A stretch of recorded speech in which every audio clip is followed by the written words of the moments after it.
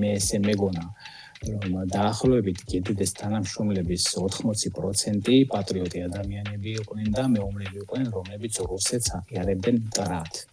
ეს ლაშა შერგელაშვილია, პროფესიით ისტორიკოსი, ვიცე-პოლკოვნიკი, რომელმაც განსაკუთრებულ საქმეთა დეპარტამენტში 20 წელზე მეტი ხნის განმავლობაში იმსახურა. ბოლო 3 წელია ის უკრაინაში ცხოვრობს. ორჯერ მაქვს ღირსების მედალი მიღებული გედედეში.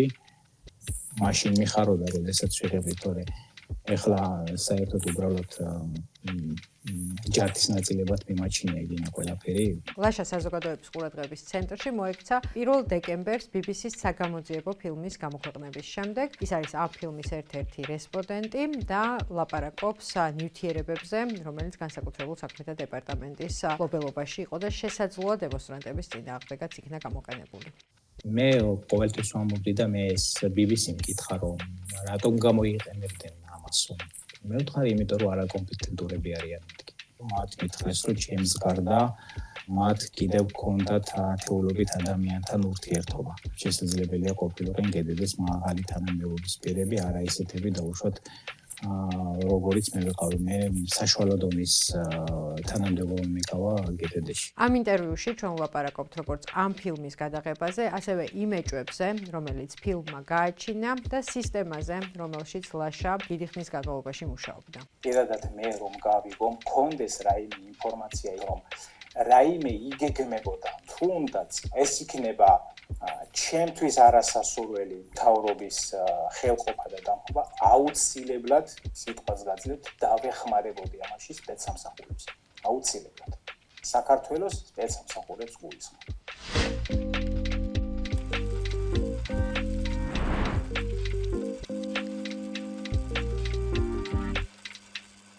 შეგვიძლია დავიწყოთ. გამარჯობა ლაშა. როგორ ხართ? გამარჯობათ. მადლობთ. კარგად არამიშავს, როგორც ყოველთვის. რამდენად უსაფრთხოდ გრძნობთ თავს? უსაფრთხოდ ცოტა რთულია ამში კითხვაზე პასუხის გაცემა, იმიტომ რომ ხნის განმავლობაში რაც საქმე ვიმყოფები, უსაფრთხოდ თავი არასდროს არ ჩავმეტყია. ანუ განსაკუთრებული არაფერი მომხდარა თქვენ ცხოვრებაში ბოლო 1 კვირაში, მანამდელი ცხოვრებით ცხოვრობთ BBC-ს ფილმის გამოქვეყნების მერეც? არა, რა თქმა უნდა.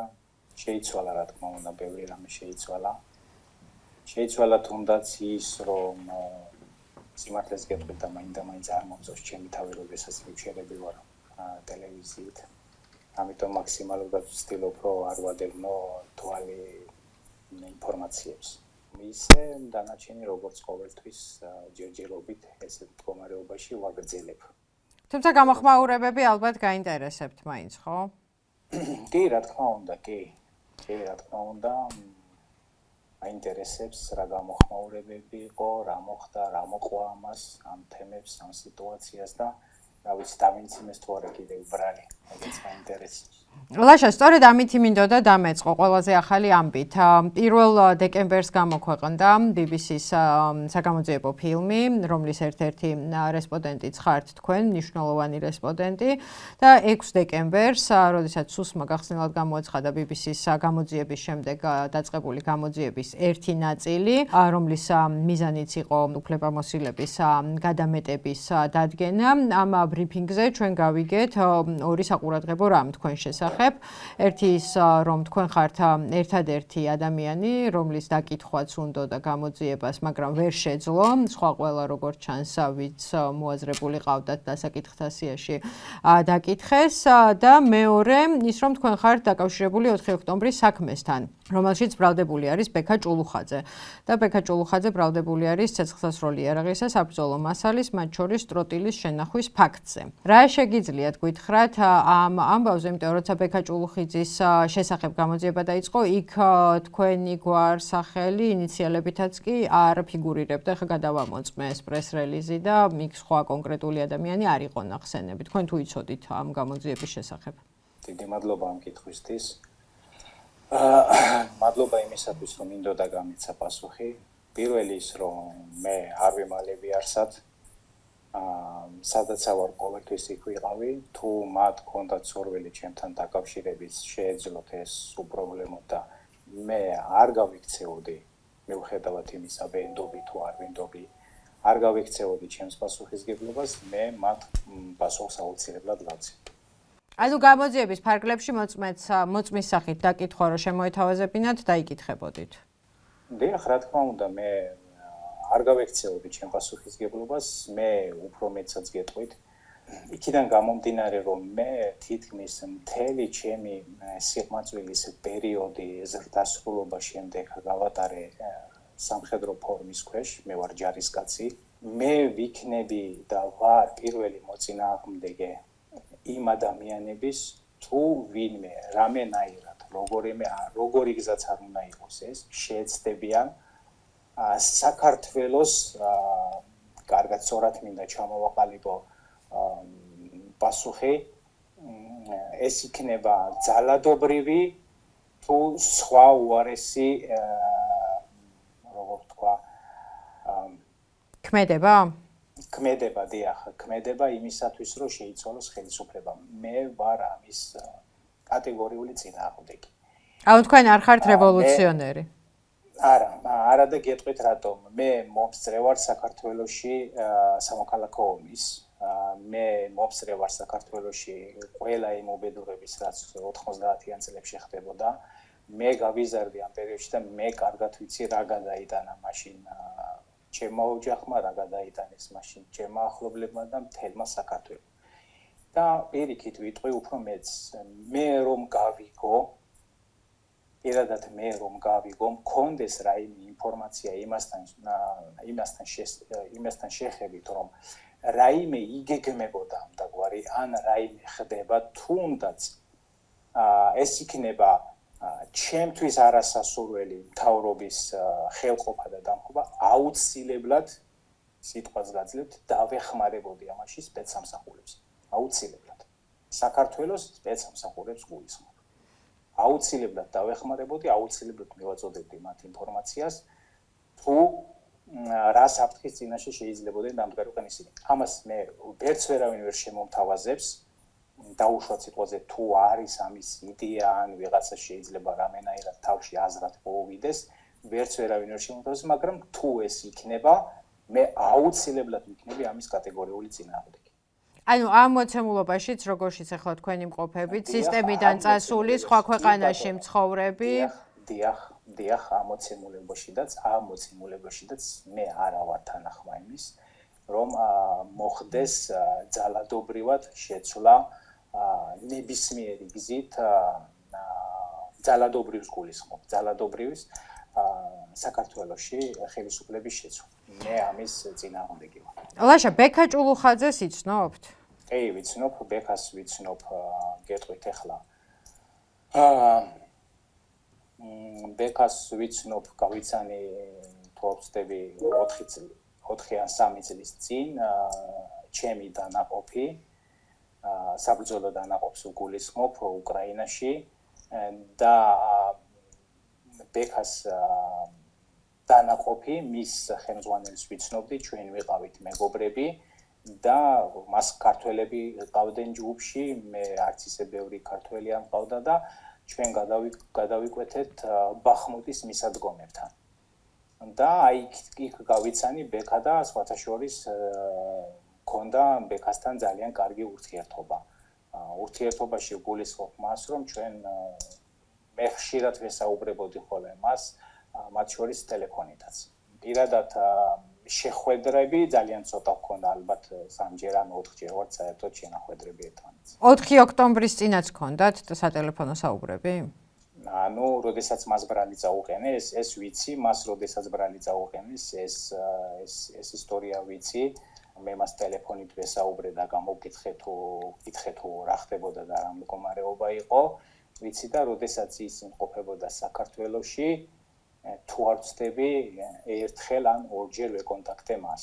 კითხვა და ესე შემდეგ. ამას ვკითხულობ იმიტომ, რომ როდესაც გავრცელდა მას რო ბრალი წაუყენეს 5-ში, მოკლედ 5 ოქტომბერს, ითქვა ესეთი რამე, რომ გამთენიისას ჩატარდა მისი, ანუ ბექას საცხოვრებელი სახლის ჩხრეკა, საიდანაც ამოღებული იქნა მისი კუთვნილი ტელეფონი, რომელსაც ის საქართველოში ყოფნის დროს იყენებდა. ტელეფონის დათვალიერების შედეგად ამოღებულია ერთ-ერთი მთავარი მტკიცებულება, რამდენიმე ვიდეო ჩანაწერი, სადაც ბექა ჭულუხიძე ინიციალებით არის მოხსენიებული გამოძიებით ჯერჯერობით დაუდგენელ პირს აჩვენებს მის მიერ შეძენილ იარაღებს საბრძოლო მასალას და აბარებს ერთგვარ ანგარიშს აღნიშნულთან დაკავშირებით. შესაძლოა ეს თქვენ ყოფილიყავით? არა, ეს გამორიცხული, ეს ყოვლად გამორიცხული არის ეს ამბავი. და მაშ როდის გაჩნდა თქვენი გვარი და სახელი ამ საქმეში, ამაზე ხო არ გაქვთ პასუხი? იმიტომ ჩვენ გავიგეთ 6 დეკემბერს. ჯერ თქვენ გაიგეთ და შემდეგ მე გავიგე. კეთილი. რომ გამომითხეს, რომ თქვენზე საუბრობს, თქვენზე ისაუბრა სუსმაო და ნახე ჩანაწერი და არც ისე სასიამოვნო მოსასმენი იყო სამწუხაროდ.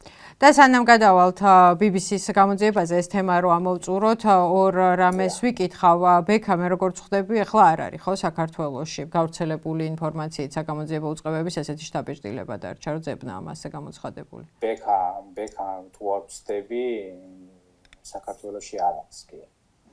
მე დაახლოებით ამ ამბიდან დაახლოებით ეს იყო როდის 6 თვით. 5 ოქტომბერს წაუყენეს მას ბრალი და 6 დეკემბერს დაგასახელად თქვენ სუსმა.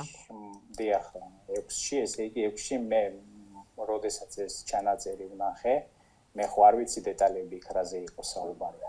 მე შევეცადე დავკავშირებოდი ბექას, შემდეგ მან მე თვითონ გადმომირეკა და მითხრა თუ შემდეგ უკვე დაწვრილები და დეტალურად რას ედავებოდი. ეს იყო და ეს. ის ამ ბრალს აღიარებს თქვენი აზრით, რა გითხრათ? რა ინფორმაცია გაქვთ?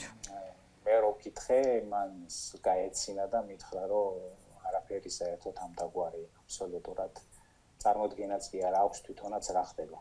და ლაშა, აი თქვენ რო თქვით, რომ გამოძიებას არ დავემალებოდიო, არც ეს პასუხი შეიძლება ისე გავიგოთ, რომ არც BBC-ს ფილმის შემდეგ დაწყებულ გამოძიებაზე და არც 4 ოქტომბრის საქმეზე თქვენ არც ერთი საგამოძიებო უწყება საქართველოსთან არ დაკავშირებიათ? არა, მე არავინ არ დაკავშირებია საქართველოსთან. მაშ გადავიდეთ BBC-ზე. როგორც თქვენ თქვით, ჩვენამდე სხვებისთვის, სხვა ქართული მედიისთვის მიცემულ ინტერვიუებში დიდი ხნის განმავლობაში მუშაობდით და ეს პრინციპში ეთყობა, ხო, ამ ფილმს. არ ვიცი ამის თქმა შეგიძლიათ თუ არა, მაგრამ მე მაინტერესებს, როგორ იპოვეთ ერთმანეთი და როგორ დაიწყო ეს თქვენი ურთიერთობა. უცნაურად მოხდა, ტელეფონზე შემომივიდა მესიჯი წავიკითხე და ეთყობოდა რომ იყო Google Translate-ით ნათარგმნი, ამიტომ ერთი ფიქრი ვიფიქრე, რომ ვიღაც აფერისტები ხომ არ არიან. ქართულად იყო მესიჯი? ქართულად იყო მესიჯი, დიახ, ქართულად იყო მესიჯი მოწერილი და ანუ არ გავდა იმას, ანუ ეგ მაშინათვე მივხვდი, რომ იყო Google Translate-ით ნათარგმნი. გასაკვირი ის იყო, რომ ფულს არ ითხოვდნენ. როგორც თაღლითები.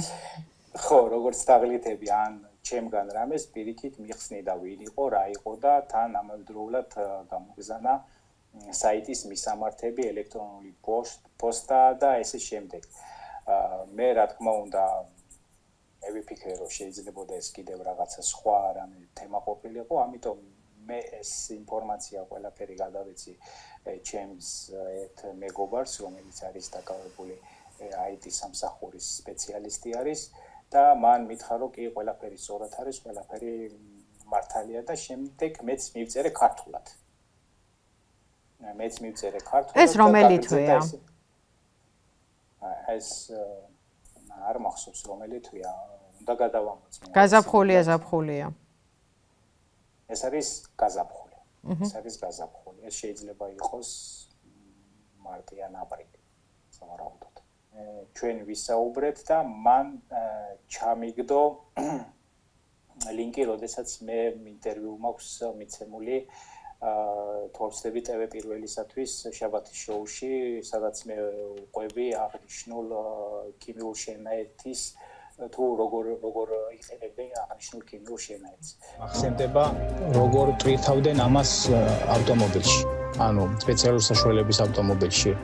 სპეციალურად შენიღბული ადამიანები, აი კომბინეზონით, ხელთათმანებით და აი ასე ამ საშუალებით შემდეგ ესეთი შენიღბულები და აღჭურვილები ასხავდნენ უკვე ამ სითხეს ავტომობილში. ანუ ეს იმდენად მძაფრი იყო. და ამიტომ ну მაგ პერიოდში არ ხდებოდა რა, ანუ მე არ მახსოვს რომ ეგ მაშინ ვინმეს გამოეყენებინა. რა თქმა უნდა, ზიანს აყენებს. ახლა რამდენიც არ უნდა ვისაუბროთ ახლა ჩვენ იმაზე, რომ უსაფრთხოა, მოდი ვთქვათ ისე, რომ არც ისე უსაფრთხო არ არის რა. ახლა სწავლების დროს მახსენდება კიდე ესეთი შემთხვევა, როდესაც ის ლულა დავარქვათ იმას წყლის ჭავს, რაც მართავს. შემთხვევით მოხვდა ერთ-ერთ თანამშრომელს თვალში და თვალი წამოუგდო. თვალი დაკარგა. და მითხრა, რომ ეს თქვენ ხართ, ანუ დამაზუსტებინა და ასე შემდეგ გაგზავნა რა ინფორმაციას ფლობ, როგორ ну შესაბამისად მე არ მითქვია რა ინფორმაციას ფლობდი ამასთან დაკავშირებით.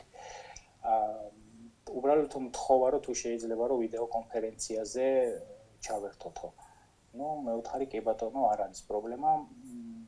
შემდეგ დავგეგმეთ ეს ვიდეო კონფერენცია და მირეკეს არ მახსოვს ახლა მეორე თუ მესამე დღეს იყო და მომიყვენ ესეთი ისტორია რომ დაინტერესდნენ ამ თემით იქიდან გამომდინარე რომ საქართველოში იყო ძალიან ბევრი დაზარალებული ამ ფაქტთან დაკავშირებით ბევრმა ადამიანმა მიმართა სამედიცინო უწყებებს და არ ქონდათ იმის შესაძლებლობა დაედგინათ თუ რით იქნენ ეს ადამიანები მოწამლულები.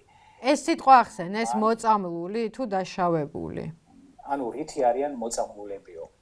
აი ესე მითხეს, ანუ რა გაზი გამოიყენეს, ამის ინფორმაცია არ აქვდო. შემდეგ მე არ ვიცოდი ეს, მართლა არ ვიცოდი ეს ინფორმაცია ამასთან დაკავშირებით არაფერს არ ვფლობდი. მე ვთხოვე მას რომ დაეზუსტებიან რას გულისხმობდა ამასთან დაკავშირებით და შემდეგ მითხრეს რომ პეტიციაც კი შეიქმნაო ექიმების ხელმოწერით მიმართეს შინაგან საქმეთა სამინისტროს იმისათვის რომ დაედგინათ თუ რა ხსნარი იყო გამოყენებული იმისათვის რომ ადამიანებისთვის ემყურნალო.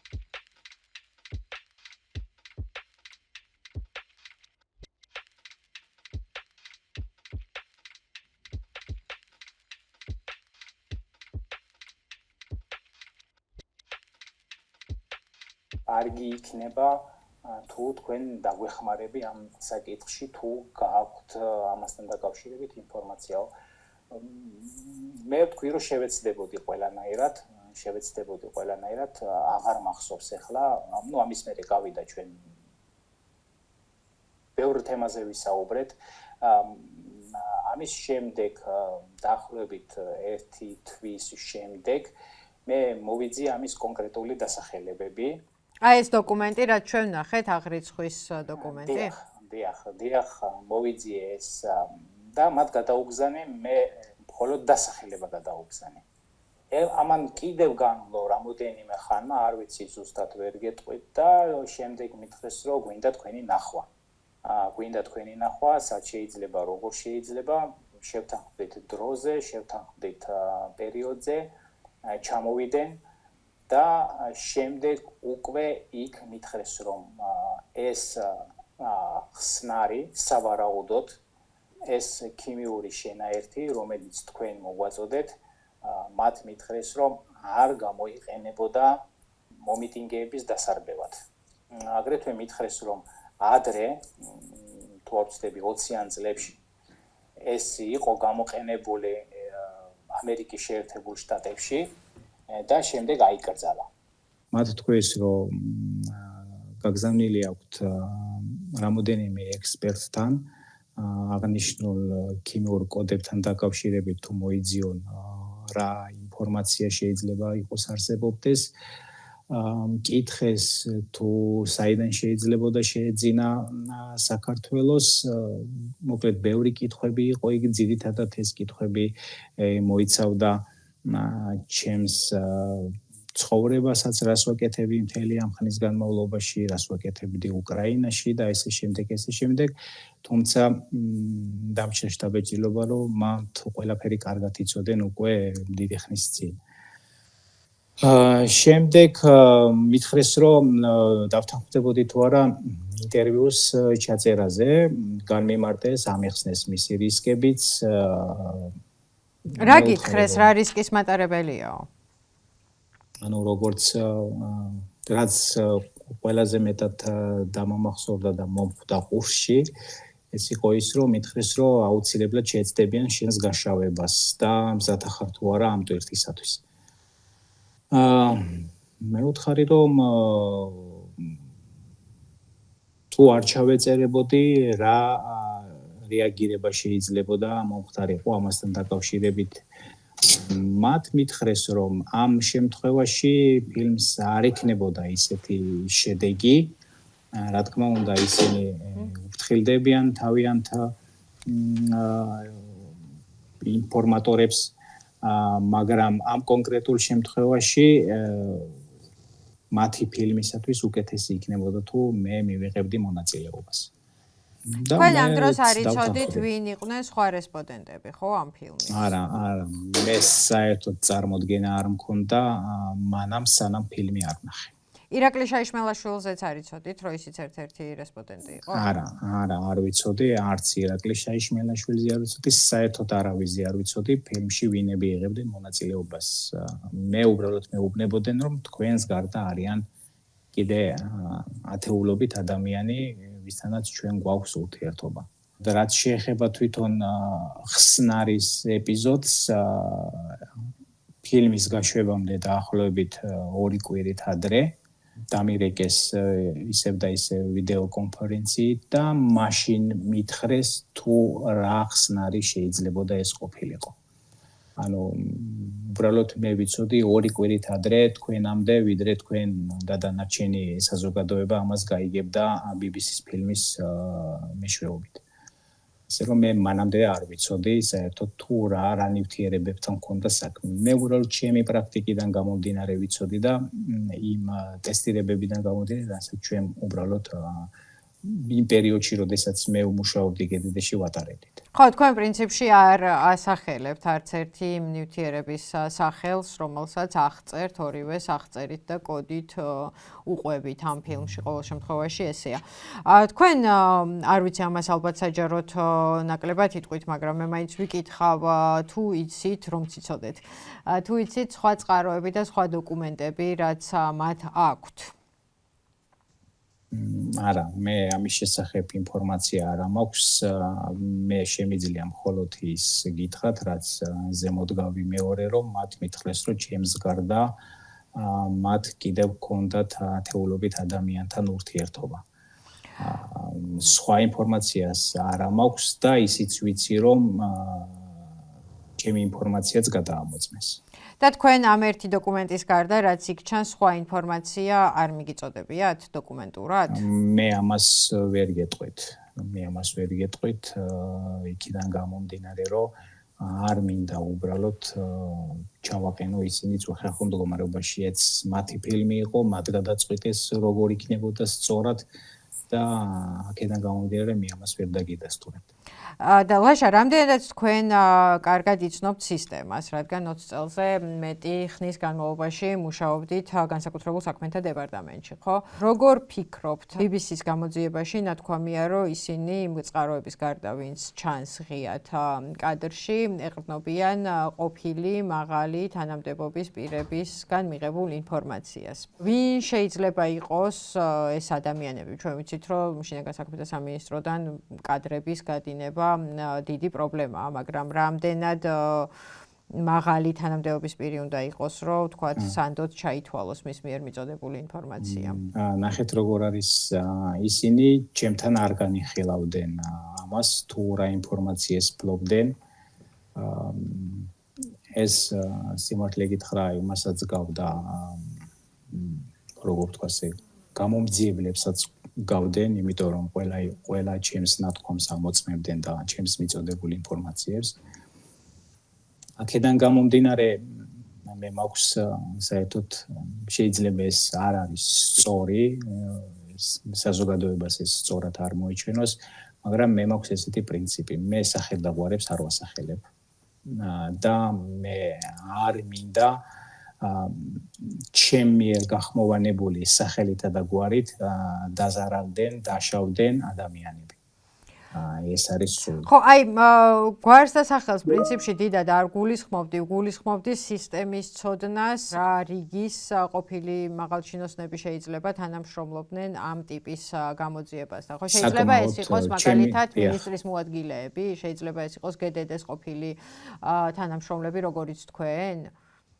ნუ შესაძლებელია ეს ყოფილიყვნენ GDD-ს მაღალი თანამდებობის პირები, დიახ.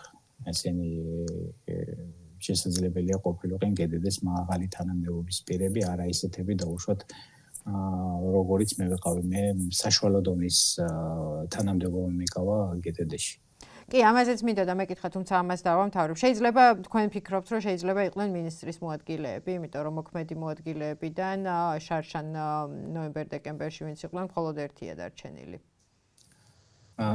ნახეთ როგორ არის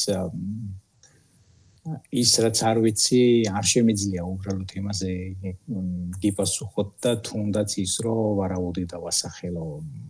მე ამას მეტნაკლებად მოკლებული ვარ, რომ მე ვივარაუდო და შემდეგ ჩემი ვარაუდით ეს ტელევიზიაში ან რაიმე ინფორმაციებით გახმოვანდეს და ამას სხვა, ასე ვთქვათ, კუდი გამოებას, ამიტომ კეთილი, მას ესე ვიკითხავ, რა შეიძლება ყოფილიყო სისტემის ყოფილი მაღალჩინოსნების мотиваცია BBC-სთვის ინფორმაციის მიწოდებისას?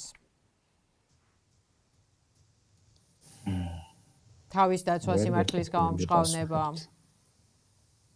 ხილება სხვების. იქიდან გამომდინარე, რომ არ მაქვს ამასთან დაკავშირებით ინფორმაცია, ვერ გიპასუხებთ. კეთილი, მას ვიკითხავ თქვენს როლზე. ჩვენ სანამ ჩაწერამდე ვილაპარაკებდით, მანამდეც შეგეხმიანეთ და თქვენ მითხარით, რომ აი ახლა რაც თქვით, რომ არ გქონდათ მაინც და მაინც მაღალჩინოსნად, მოკლედ ვერ ჩაითვლებით ЧСС-ს მაღალჩინოსნად. თუმცა ამის მიუხედავად იყავით სანდო კადრი და მქონდათ კარგი რეპუტაცია, ხო?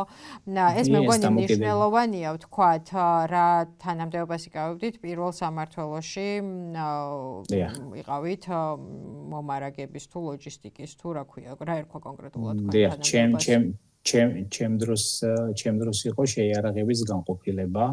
ეხლა სხვა სახელი აქვს. ეხლა თუ არ ვცდები ლოჯისტიკის სამმართველო არის და შემდეგ ჩაშლილი არის იქ რაღაც დონეებზე. ჩემი დამოკიდებულება უბრალოდ ის იყო, რომ რატომ ვიყავი მე, ანუ შედარებით, ესე ვთქვათ, სხვებთან შედარებით მეტი შესაძლებლობა მქონდა ინფორმაციების მოძიების, იქიდან გამომდინარე, რომ შექმნის დღიდან მუშაობდი განსაკუთრებულ დავალებათა დეპარტამენტში და მეტნაკლებად სხვებთან შედარებით მაღალი ავტორიტეტი მქონდა.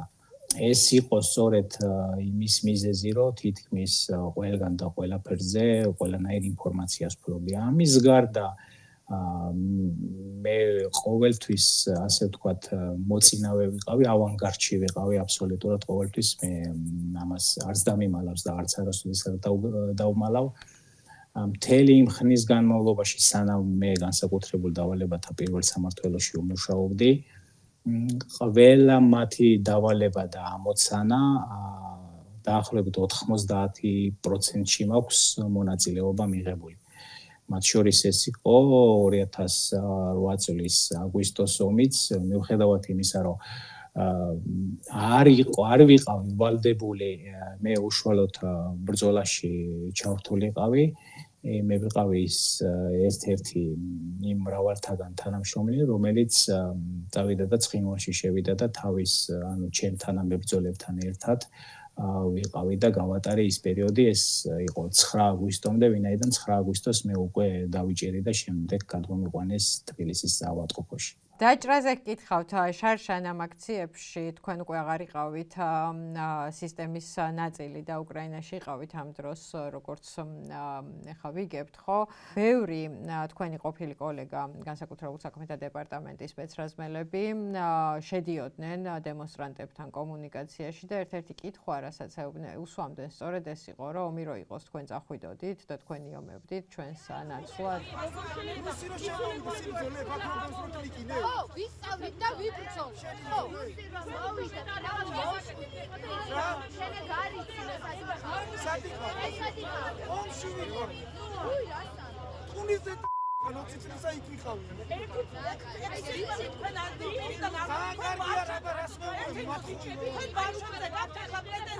თქვენი სახელი და გვარი გვითხრათ. თქვენი სახელი და გვარი გვითხრათ. მეუბნები ომში რა გქვია თქვენ? რა გქვია? რა გვარი გქვია? მოდით გითხარით რა გქვიათ? რა გვარი თქვენ?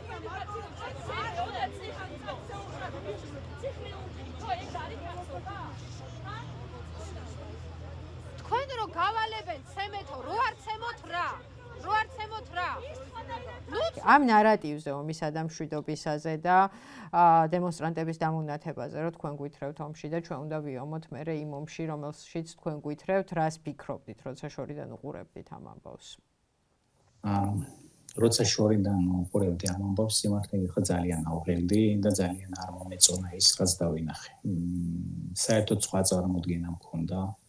არ ვიცი, ეთყობა გამოვეთიშე დიდი ხნით ადრე გამოვეთიშე ყველაფერ ამას და ვერ მოვესწარი დაუშვათ, იმიტომ რომ მე ვიცი რომ თვითონ GDD-ში ძალიან ბევრი რეფორმა ჩატარდა და ბევრი ახალი ხალხი მიიღეს.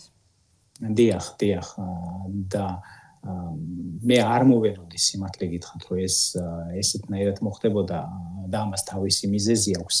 ეს მიზეზი მდგომარეობს იმაში რომ მე ესე მეგონა შეიძლება ვწდები, მე ესე მეგონა, რომ დაახლოებით GDD-ს თანამშრომლების 80% პატრიოტი ადამიანები იყვნენ და მეომრები იყვნენ, რომლებიც რუსეთს აღიარებდნენ მტრად.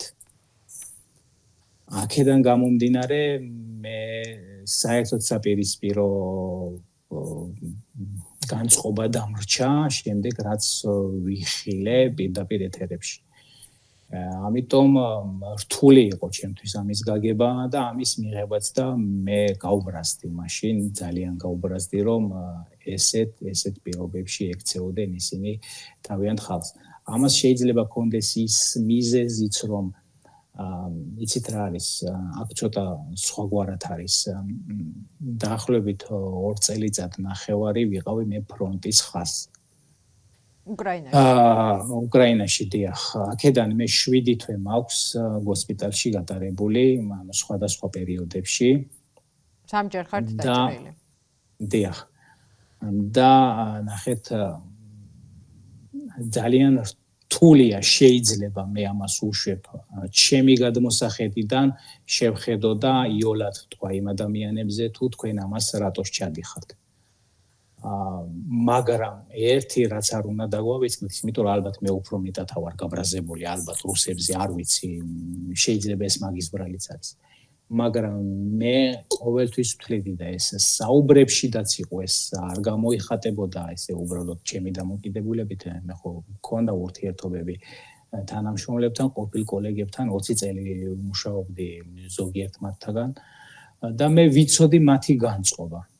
ამიტომ მალევე როდესაც ეს ამბები თითქმის დასრულებისკენ იყო, მე დავრეკე საქართველოში რამოდენიმესთან დავრეკე და ჩემი უკმაყოფილება მათ გადავეცი. მათი პასუხი იყო ესეთი, რომ შენი არჩევანი გააკეთე, ეს ჩვენი არჩევანი არის. და მე ვთხარი, მაშინ კარგად ბრძანდებოდეთ მეთქი. ესენი იყვნენ რიგითის სპეცრაზმელები? არა, ესენი არ არიან რიგითის სპეცრაზმელები, მე არ მახსოვს, ახლა მე თითქმის ყველას ვიცნობდი პირველ სამმართველოში, მათ შორის რიგითებსაც და ოფიცრებსაც. ესენი იყვნენ თანამდებობის პირები. ვისაც თქვენ ელაპარაკეთ? ვისაც მე ვესაუბრებ. და ისინი დღესაც თანამდებობის პირები არიან? დიახ, ისინი სავარაუდოდ დღესაც, იმიტომ რომ მე მათთან შემდეგ ურთიერთობა აღარ მქონია. დალაშ ახარებას იცნობდით სუიად ხარაზე? არ ვიცნობდი, თუ არ ვცდები, ერთხელა ვარ შემთხვევით შევხვდი გორში, ეს იყო აგვისტოს ომის დროს. შეიძლება ვცდებოდი, მაგრამ მე მგონი იქ შევხვდი, კი. რა იყო მაშინ მისი სტატუსი? თუ არ გახსოვთ? არ მახსოვს არ ვიცი არ მინდა შევცდეს სოდის უფროსი იყო თუ არ ვცდები არ ვიცი არ მინდა რომ შევცდე კეთილი. ბარემ ისიც თქვათ, როდის და რატომ წამოხვედით სისტემიდან, იმიტომ რომ BBC-ს ფილმში ამბობენ, რომ ეს არის ლაშა, რომელმაც 20 წელზე მეტი იმუშავა პოლიციაში, განსაკუთრებულ საქმეთა დეპარტამენტში და მას არაერთი ჯილდო აქვს მიღებული. აი მოკლედ წამოსვლის მიზეზებსა და ჯილდოებზეც რო გითხრათ.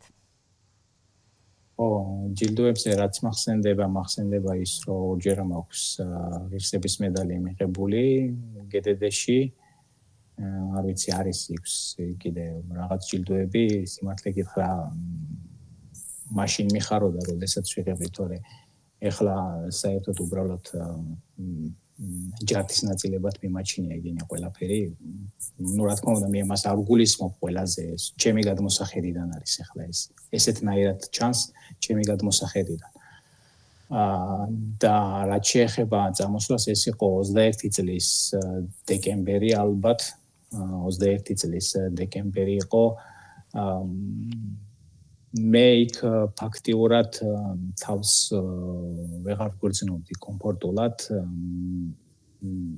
არავის არ უთქვამს ჩემთვის რომ წადი სამსახურიდან მე მახსოვს კიდევაც როდესაც მე მივიღე ეს გადაწყვეტილება მე მაშინ ხელმძღვანელებმა დამიბარეს და მითხრეს ეს არის შენი გადაწყვეტილება თუ შენ ამას ვინმე გაიძულებს სიმართლე გითხრათ გამიკვირდა მე რატო დამისვეს ესეთი შეკითხვა მაგრამ მე შემდეგ ამომიტივდებდა თავში რომ შეიძლება მათ ეს დაუკავშირეს გავრილოვის ღამეს და ალბათ ანუ რატო მაშინ გავრილოვის ღამეზე დაიწყო გამოძიება და იქ ასე რომ ვთქვათ იყო ერთ-ერთი კადრი როდესაც მე ერთ-ერთ ადამიანს რომელიც ის რეზინის ყუიას აკრავთ ხელს დიახ რა თქმა უნდა და შემდეგ ეს გადაედო ვირუსულად სხვადასხვა ტელევიზიებს და ყველანი ყვებოდნენ ამის შესახებ და ძალიან ბევრი ინფორმაცია იყო ამასთან დაკავშირებით. ამასთან დაკავშირებით დაიწყო გამოძიება პროკურატურაში, დაიწყო შემდეგ გამოძიება გენერალურ ინსპექციაში, ან როგორ იყო თქვენ გამოიკითხეთ ამ გამოძიებების კი, მე დამიბარეს პროკურატურაში. დიახ, მე დამიბარეს პროკურატურაში, დამკითხეს ერთხელ და შემდეგ დამიბარეს მეორედ. ანუ როგორ იყო იცით ყველა ადამიანს იბარებდნენ ვინც მონაწილეობდნენ და დაკითხვას გადიოდნენ მაგრამ მეორედ არავინ არ დაუბარებიათ და დამიბარეს მეორედ რა თქმა უნდა ახლა მე ხელმძღვანელობას ვაყენებდი ყოველთვის საქმის კურსში როდესაც ესეთი რაღაცები ხდებოდა მე ჩავაყენე ჩემი ხელმძღვანელობას საქმის კურსში რომ მეთქი პროკურატურა მიბარებს გაუკვირდათ მეორედ რატომ გიბარებსო და დამირეკეს მაშინვე დაახლოებით 5 წუთში გენერალური ინსპექციიდან და მითხრეს რომ სასწრაფოდ მივსულიყავი მათთან მეუთხარი რომ პროკურატურაში ვარ გამომძიებელთან დაბარებული არაოჯერ ჩვენთან მოდიოდა ჩვენ მერე გადავწყვიტავთ როგორ უნდა წახვიდე იქო ნუ ახლა მე არ მინდოდი ახლა რაღაცა ისეთი სიტუაციაში აღმოჩენილიყავი მე გამომძიებელს თუ არ ვცდები და ურეკე და უთხარი რომ რაღაც პერიოდი დამაგვიანდებოდა მან თქვა კი რომ არ არის პრობლემაო მივედი გენერალურ ინსპექციაში და პირველი ჩემი შეხვედრა იყო ძალიან არასასიამოვნო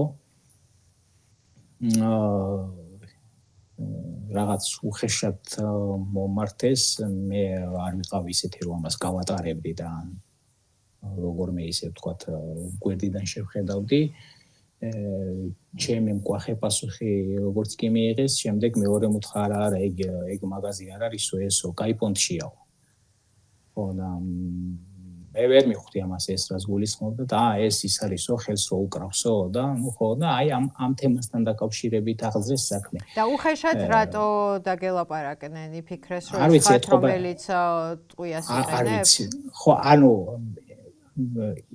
მე ლაშა შერგელაშვილი არ ვეგონეთ, ანუ ვეგონეთ სხვა პირი, ვინც დაკითხვაზე ყავდა და იქიდან გამომდინარე, რომ მათ უნდათ რომ მე ჩვენება მიმეცა გენერალური ინსპექციისათვის მანამდე სანამ პროკურატურაში წავიდოდი, ალბათ იქ გეგმები შეიცვალა, სხვა ყავდათ ჩემამდე დაბარებული და გადაწიეს რა და ხა გამომძიებელმა ალბათ არ იცოდა მე ვინ ვიყავ. და ლაშა, რამდენად უხეში იყო ეს კომუნიკაცია? ბატონო, რამდენად უხეში იყო ამ გენინსპექციაში კომუნიკაცია? რა იყო ეს ეს იყო აგდებული. აგდებული გინება თუ აგდებული საუბარი. არა, გინება არა, ეს იყო აგდებული საუბარი იყო თითქოს აი როგორც დამნაშავეს მიმართავენ ისე და მე მაშინვე ასე რომ ვთქვათ დავაყენე თავის ადგილზე რა. რა თქმა უნდა ძდილობიანად და ძდილობის ჩარჩოებში. და შემდეგ წახვედით პროკურატურაში? და შემდეგ გამოვიდა იქ არ ვიცი ვინ იყო ის თუ ავსტები გენინსპექციის უფროსის მოადგილე იყო, მაშინ გამოვიდა თქვა რომ არა ეს კარგი ბიჭი არის, ეს კაი პონტშიაო ეს მახსოვს უბრალოდ ეს სიტყვები მახსოვს. ეს გაცილებით კარგი პონტშიაო და დამკითხეს ამ თემასთან დაკავშირებით თუ ესე რატომ მოვიკიცი. და მე უთხარი სრულიად გულწრფელად როგორც აი დღემდე ვფიქრობ რომ ეს მოხდა ინსტინქტურად, ანუ მე ეს ინსტინქტმა მიკარნახა რომ ეს რაღაცა თომ ესე უნდა მოხდარიყო რომ მას პირდაპირ არ უნდა ესროლა იმ ადამიანებისათვის. შემდეგ დიახ წავედი პროკურატურაში და იყო პროკურატურაში მივეცი ჩვენებამ. ამის შემდეგ ჩვენთან შეცვალეს ხელმძღვანელობა, შეიცვალა მთლიანად ყველა, შეცვალეს დეპარტამენტის დირექტორი, მოადგილეები, შეიცვალა სამმართველოს უფროსებიც. მე ნახე რომ ჩემს მიმართ განწყობა აღარ იყო ისეთი, ანუ ჩემი ფუნქცია მოვლენებს მე ფაქტობრივად აღარ ვასრულებდი. მე უბრალოდ ვიყავი სამსახურში იმისათვის რომ ხელფასი ამიღო. და ეს იყო თქვენთვის არაკომფორტული, ამიტომ ეს იყო ჩემთვის არაკომფორტული, დიახ, ეს იყო ჩემთვის არაკომფორტული და მე ვთქვი რომ მე ასე ვერ ვიმუშავებ. ლაშა, ამ სამმართველოზეც კითხავთ, იმიტომ რომ თქვენი დოკუმენტი, რომელიც BBC-მ გამოიყენა, სადაც ქიმიური ნივთიერებების და სხვა შეიარაღებების სია, თავზე ფანქრით აწერია თარიღი, რომ ეს არის 2019 წლის დეკემბერი და თვითონ დოკუმენტი ასახავს პირველი სამმართველოს ინვენტარიზაცია, მე როგორც მივხვდი და მე მგონი ესეა, ხო? თქვენი ეს ცოდნა პირველი სისტემის შესახებ, პირველი სამმართველოსში და ცოდნით შემოიფარგლება თუ შეიძლება იგივე ნივთიერებები, რაზეც ეხა რაც არის ეხა ფოკუსში, მაგალითად სხვა სამმართველოს ქონოდა სხვა ნივთიერებები ან ჩემ დროს არა. განზოგადება როგორ შეიძლება იმისი რაც თქვენ გქონდათ.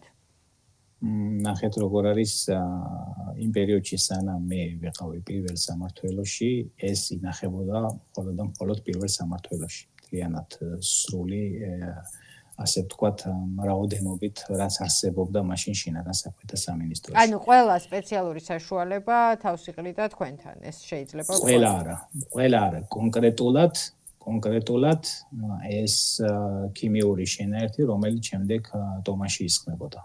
კონკრეტულად აი ეს, იმიტომ რომ მაშინ მაგ პერიოდში ყველა ავტომობილი ტომა და ახლობით 7 იყო თუ არ ვცდები, ყველანი პირველ სამმართველოში იყო.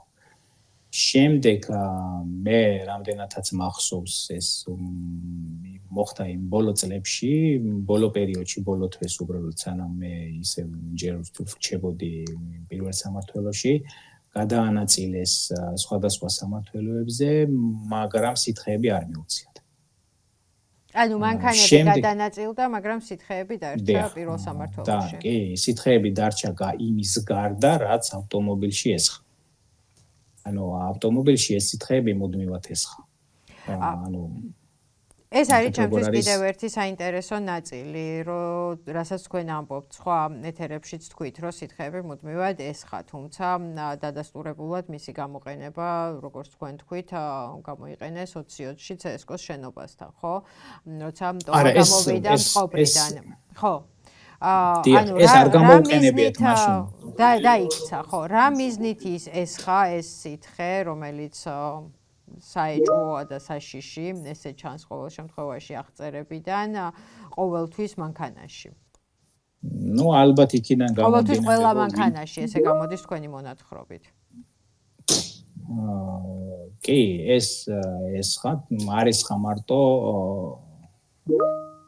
საბჭოთა არ მახსოვს რუსული თუ ერთ მანქანაში არის ხა მარტო მანქანის დასახელება არ მახსოვს. ალბათ ხო, ნუ არ გავდე ხა იყო იქ Mercedes-ები იყო და Mercedes-ებში ეს ხა. ეს ხა სულ მუდმივად ალბათ იქიდან გამომდინარე რომ ვაი და რაიმე ისეთი შემთხვევა იყოს რომ დაგჭირდეს და მე ამის იქ მიწოდება იყოს რთული ამისათვის ეს მუდმივად ეს ხა ამ ავტომობილებში ეხა ისიც მინდა ამასთან დაკავშირებით აღვნიშნო რომ მე არ მგონია რომ ამ ქიმიური შენაერთების სრული მავნებლობა მათ ცოდნოდათ. მათ შორის მეც არ ვიცოდი. მე აღვნიშნე ეს კიდევაც რომ მათთვის მანქანის ბრძოლს ხელმძღვანელობა. არა, მათმა საერთოდ არ იცოდნენ, არა, ეს გამორიცხული არის ცხოველებმა ამის შესახებ და ოპერატორებმა არ იცოდნენ, ამაში შემიძლია ზუსტად გითხრათ.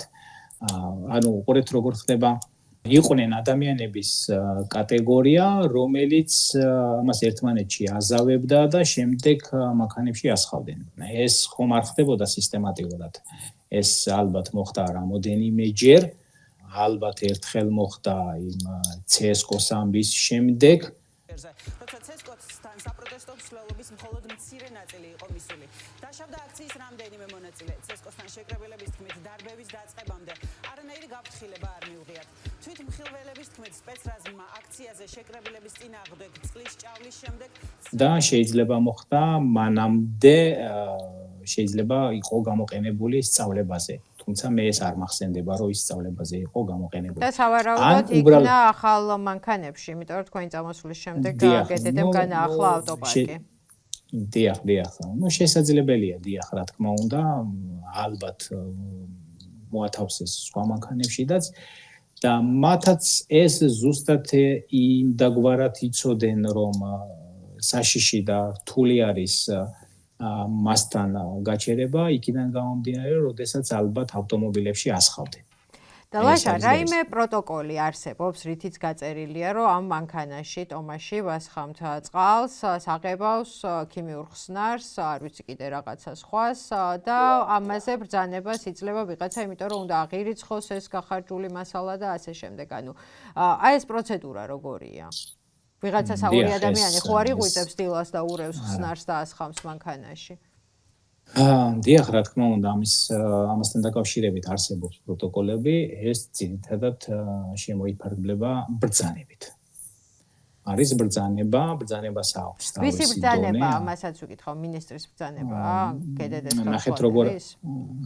ნახეთ როგორ არის ის რომ ავტომობილებში ეს მუდმივად იყო და ინახებოდა ამის პროტოკოლები არსებობს და ეს მეც ამაქვს მონაწილეობა მიღებული და ჩემი გაკეთებულია, იმიტომ რომ როდესაც ჩვენ აღრიცხვას ვატარებდით, მოდიოდნენ დაუშვათ შინაგან საქმეთა სამინისტროდან თუ გენერალური ინსპექციიდან ამას ესენი იყო ყველაფერი ჩამოწერილი და ნახულობდნენ პირადად იყო თუ არა ნამდვილად და ეს რაოდენობა ემთხვევა თუ არა იმ რაოდენობას რაც დაუშვათ მათ სიაში ჰქონდათ ჩაწერილი. რაც შეეხება მის ჩასხმას ეს როგორ ხდებათ ნახეთ დგება ოქმს აწერს რამოდენიმე ადამიანი ხელს და ამ ოქმს ბეჭდით და ხელმოწერით ამტკიცებს სამმართველოს უფროსი ან იმ დონის ადამიანი, ვისაც ეს ეხება. ლაშა, ეს ოქმი დგება არა აქციის დღეს, არამედ არ ვიცი, ჩვეულებრივ დღეს რა რიცხვია, 5 დეკემბერს? დიახ, ეს დგება მაშინ, როდესაც ამას ისინი აკეთებენ და აპირებენ ამის გაკეთებას. როცა, ანუ აქციის წინ თუ ჩვეულებრივ დღეებშიც, როცა არა, ეს ჩვეულებრივ დღეებში შედგა ოქმი, ეს ხომ მუდმივად არ იწერება, ანუ ის ჩაესხა ერთხელ და სანამ არ გაიხარჯება, იქნება მანამდე იქ მოთავსებული. ანუ პირობითად მშვიდობიანობის ხანაში ხდება ამ მანქანის გამზადება არეულობისთვის? თუ აქციის წინ როცა ხალხი იწყებს შეკრებას, მაშინ გამოიწევა ეს ოქმი. რაც შეეხება მანქანის გამზადებას, მანქანაზე საერთოდ სხვა ადამიანი არის პასუხისმგებელი, ანუ ეს როგორ არის იცით, ავტომობილის ძრავი და საბურავები ეკუთვნის საერთოდ სხვა ადამიანს, ხოლო ის შენეთი იყო ის იყო ჩემზე მოწერილი, ესე რომ ვთქვათ, მე ვაკონტროლებდი მას. ავტომობილში მე როდესაც ვამბობ, რომ მუდმივად ესხა ეს ქიმიური სითხე, ამასთან დაკავშირებით შედგა ერთხელ ოქმი და იმის მერე ის აღარ განახლებულა. იქიდან გამომდინარე, თუ ეს გაეხარჯებოდა, ან ეს იქნებოდა სწავლებაზე, თუ იქნებოდა გამოყენებული, შესაბამისად, ამასთან დაკავშირებით შემდეგ უნდა შემდგარიყო ოქმი, ვინაიდან ავტომობილ ტომაში მდებარე ესე და ეს ქიმიური დასახელებები, სხვათა შორის ყველა დასახელება, რომელიც თქვენ ყურამდე არის მოსული, ზუსტად იგივენაირად ვაკეთებდით ჩვენ მაგ დასახელებების მიხედვით ვაკეთებდით აქტს, ჩამოწერილი უნდა ყოფილიყო. და შესაბამისად ამ ჩამოწერაში მონაწილეობას იღებდნენ დაახლოებით 6 ადამიანამდე, ესენი უნდა ყოფილიყვნენ უშუალოდ ავტომობილი ტომის ოპერატორი მძღოლი, უშუალოდ ის პირი, ვისაც ეს ქიმიური ნივთიერებაზე პასუხისმგებელია და ეწერა ჩემი სამსახური, ასევე იმ სამსახურის უფროსი, რომელსაც ეს ოპერატორები და მძღოლები წარმოადგენენ და ლოჯისტიკის ხელმძღვანელი. რასაც შემდეგ ამტკიცებდა სამმართველოს უფროსი. ანუ ეს დოკუმენტაცია წესით უნდა ინახებოდეს შინაგან საქმეთა სამინისტროში. ეს დოკუმენტაცია უნდა იყოს, ვინაიდან შემდეგ ეს დოკუმენტაცია იგზავნება დეპარტამენტში და დეპარტამენტი შესაბამისად ამას აგზავნის უკვე სამინისტროს ლოჯისტიკის დეპარტამენტში. და ვინაიდან ეხლა გვაქვს ეკვითარება, რომ სუსი ამბობს, რომ მე გამოძიება ამ ნაწილში დავამთავრე, საზოგადოების ერთი ნაწილი უნდობლობას უცხადებს და არ მიიჩნევს, რომ მათ ყველა კითხვაზე ამ გამოძიებამ პასუხი გასცა და ითხოვს საერთაშორისო გამოძიებას. და ეს არის მნიშვნელოვანი თემა, ხო, ქიმიური იარაღის შესაძლო გამოყენება. როგორ ფიქრობთ, ამ დოკუმენტაციის შეცვლა, უკანა თარიღით გადაკეთება, ან არ ვიცი, რაიმე ნებისმიერი მანიპულაცია შესაძლებელია, თუ ეს იმდენად ბევრ ადგილას მისული, ბევრი კოპიაა, უხეშად რო ვთქვათ, რომ ყველას ვერ გაანადგურებს სახელმწიფო, თუ კი ამის სურვილი ექნება.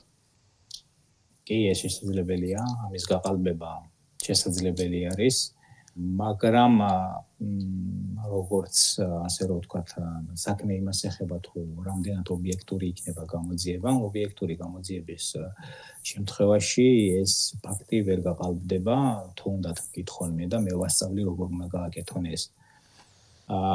ამას აქვს ბევრი თავისი წინაპირობა, მათ შორის მათ შეიძლება დაიწყონ იერარქიულად და ყველა ეს დოკუმენტი ამოიღონ, შესაძლებელია ეს, გადააკეთონ, ანუ ნომერი, რომელიც მას მინიჭებული აქვს კანცელარიიდან, ის ნომერი დაუტოვონ, ახალი ბეჭდით დაარტყან, ნომერი იგივე დატოვონ, მაგრამ თარიღები მიუთითონ სხვა. არის ეს შესაძლებელი. მაგრამ აქ არ უნდა დაგვავიწყდეს ის ფაქტი, რომ აქ ერთი ადამიანი არ იღებს მონაწილეობას. ამ აღნიშნულ ფაქტში მიიღებს მინიმუმ 10 ადამიანი. ერთი ოქმი გადის მინიმუმ 10 ადამიანის ხელში. დიახ და მინიმუმ 10-დან რომელიმე ამას სადმე გათქვამს და იტყვის. ასე რომ ვთქვათ, გამოძიებისთვის ეს ძალიან იოლი არის. დალაშა, ეს არის ხელით ნაწერი დოკუმენტები თუ ელექტრონული კვალიც აქვს ამას დატოვებული? ელექტრონულ სისტემაში დგება თუ ქაღალდზე კალმით და ნახეთ როგორ არის, არ მინდა შეცდომა გამომივიდეს, მაგრამ თუ არ ვცდები, ეს იყო ირაკლი ღარიბაშვილის მინისტრობის დროს კანონი პოლიციის შესახებ გააკეთეს ახალი დებულება და შემდეგ ქიმიური ნივთიერებები და სპეცსაშუალებები გაასაიდუმლეს, ანუ გრიპი დაედო. ანუ ეს გახდა საიდუმლო. ვინაიდან ეს არის საიდუმლო, მისი ელექტრონულად გატარება არ შეიძლება. რას ეკეთებენ? რა თქმა უნდა, კომპიუტერზე ბეჭდავენ ჩვეულებრივად. შემდეგ ყველა ეს ადამიანი აწერს ხელს, შესაბამისად დაარტყავენ ბეჭედს, როგორც წესი არის და ჩაუშვებენ საქმეში. და ეგზემპლარი, ანუ თუ არ ვიცი, თუ არ ვწდები, 100 ხელმოწერებით არ არის. რომელიც ეხება კანცელარიაში? 100 რომელიც არა, რომელსაც აკეთებენ. ანუ არის დედანი, რომელიც რჩება ადგილზე, სადაც მოხდა ეს, მაგრამ იგზავნება 100 ხომ უნდა გაიგზავნოს, რომ გაიგონ, რომ ეს მართლაც მოხდა და 100-ში ხელმოწერები არ არის. 100-ზე ხელს აწერს მხოლოდ კანცელარიის უფროსი. და ლაშა, ამ ნივთიერებების გამოყენებაზე ერთი დამაზუსტებელი კითხვაც მაქვს. ვინ იღებს მის გამოყენებაზე გადაწყვეტილებას? ისევ და ისევ ეს არის გაწერილი არის კანონი პოლიციის შესახებ. კანონი პოლიციის შესახებ პირდაპირ წერია, ბევრჯერ მაქვს სხვათა შორის წაკითხული, რომ შინაგან საქმეთა მინისტრია მხოლოდ პასუხისმგებელი და ის იძლევა მის განკარგულებას გაზი გამოიყენონ თუ არა. თუ ეს არის რეზინის ტყვიები შეუძლია გამოიყენოს მინისტრის მოადგილემ ან შესაბამისად კურატორმა განსაკუთრებულ დავალებათა დეპარტამენტის კურატორმა მიახლოებულმა პირმა და ეს მინისტრის მოადგილეზეა უпроსტად. დეპარტამენტის დირექტორი იქ საერთოდ არ არის მოხსენიებული, რამდენადაც მე მახსოვს. ანუ განსაკუთრებულ საქმეთა დეპარტამენტის ხელმძღვანელმა მის გამოყენებაზე გადაწყვეტილება არ უნდა მიიღოს. ესე იცით თქვენ. კანონი პოლიციის შესახებ ესე ეწერა. ეხლა თუ რამე შეცვალეს, არ ვიცი, ამიტომ ის ამ გადაწყვეტილებას დამოუკიდებლად თუ მიიღებდა, ეს მისი დანაშაული იყო. მე თუ არ ვწდები, ის ბიჭი აი გავრილოვის ღამეს ის დეპარტამენტის დირექტორი რომ მოხსნეს, მაგის გამო მოხსნეს თუ არ ვწდები. გვარი არ გახსოვთ, ხო? გახარიას დროს, გახარია რომ იყო შინაგან საქმეთა მინისტრი. და ის მოხსნეს რატომ? შენ მიიღე გადაწყვეტილება? ყაყიჩაშვილი. შენ მიიღე გადაწყვეტილებაო? არ ვიცი, მაგრამ სავარაუდოდ მიზეზი ეგ იყო.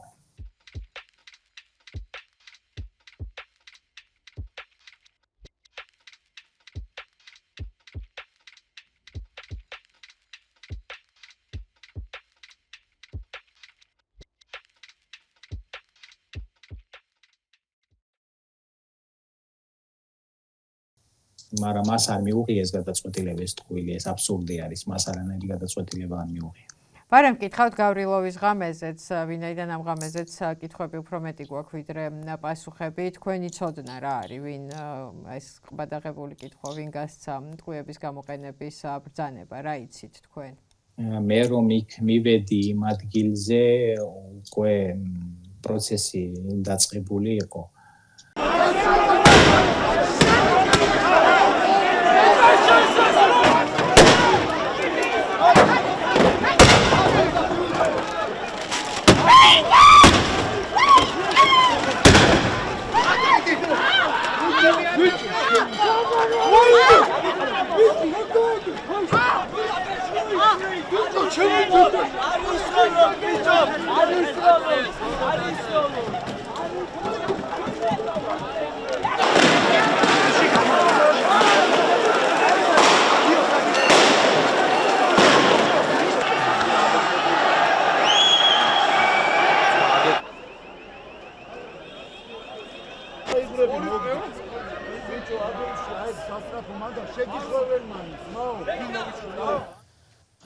ნახეთ, მე მოვისმინე რადიოსადგურში სროლა როდესაც დაიწყო, მე მოვისმინე რადიოსადგურში ხელმძღვანელების განწირული ყვირილი შეწყვეტეთ სროლა. ეს იყვნენ სამმართველოს ხელმძღვანელები? ეს იყო თვალწდები დეპარტამენტის დირექტორი იყო თვალწდები. გვარი არ გახსოვთ, ვინ იყო, არ გახსოვთ. ყაყიჩაშვილი. ყაყიჩაშვილი იყო. და ამის მერე მიხვედით პარლამენტის წინ? არა, მე მაშინ იქ ვიყავი. უბრალოდ ეს ეს მომესმა კი. ნუ კი იქ ეხა რაციები რადიოსადგურები ყველას ჰქონდა ეხა გარშემო და იქ მესმოდა, ნუ ისვით, მაგრამ სავარაუდოდ ის ვინც იქ იდგენ მაშინ პირველ რიგებში არ მიაქციეს ამას, ასე რომ ვთქვათ, არსებითი ყურადღება და შემდეგ რაღაცა გარკვეული პერიოდის შემდეგ უკვე ალბათ მიცეს მერე ნებართვა უკვე გამოეყენებინათ.